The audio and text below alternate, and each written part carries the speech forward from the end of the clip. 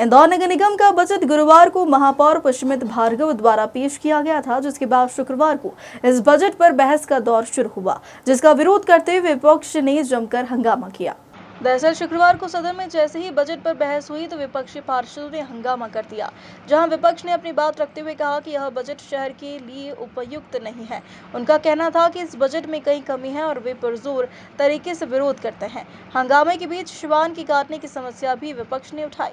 नेता प्रतिपक्ष चिंटू चौकसी ने संजीवनी क्लिनिक के बंद होने का भी मुद्दा उठाया। वहीं अन्य पार्षदों ने कहा कि कांग्रेस नेताओं के वार्ड में सुविधाएं और संसाधन नहीं पहुंचाए जा रहे हैं और सफाई की व्यवस्था भी नाकाफी है।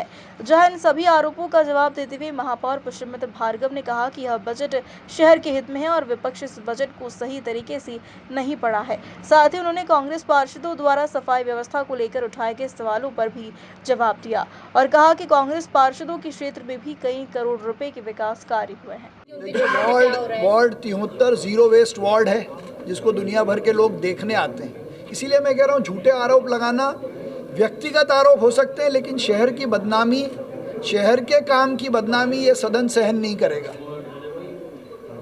समस्या कार्यप्रणाली में हो सकती है, लेकिन शहर के खिलाफ ये सदन एक शब्द भी नहीं सुनेगा। और जितने हमारे विपक्षी पार्षद हैं, पहले वो इस बात का हिसाब दें कि 2.5 साल में उनके वार्डों में कितने कितने करोड़ के काम हुए हैं। अगर भेदभाव हुआ होता तो उन वार्डों में काम नहीं होते। 45 करोड़ से ज़्यादा के काम केवल ड्रेनेज के 12-15 वार्डों में हुए। माननीय न्यायालय का आदेश है, माननीय न्यायालय का निर्णय है।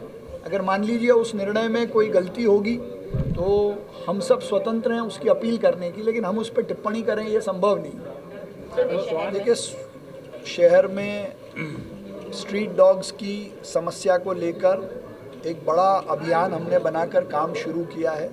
अधिकारी लगातार उस पर काम कर रहे हैं। माननीय न्यायालय के निर्देशों को ध्यान में रखते हुए ये कार्रवाई हम कर रहे हैं। जनसंख्या कम करना और जनसंख्या के अलावा उनसे आम आदमी प्रभावित ना हो, ये दोनों अलग अलग विषय हैं। इस पर हम काम कर रहे हैं। मैं आज इतना कह सकता हूँ कि इसका परिणाम आपको दिखेगा।